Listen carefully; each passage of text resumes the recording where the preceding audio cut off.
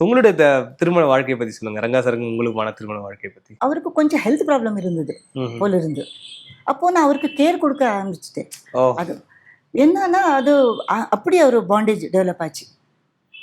எப்படின்னு பாருங்க, உங்களுக்கு அங்கிலிருந்து ஹெவன்ல இருந்து வருது. அந்த என்ன சொல்றாங்க, அங்கே கண்டு சொர்க்கத்துல சொர்க்கத்துல நிச்சயிக்கப்படுறது. பண்ணி அனுப்பிச்சாங்க கடவுள் இல்லையா?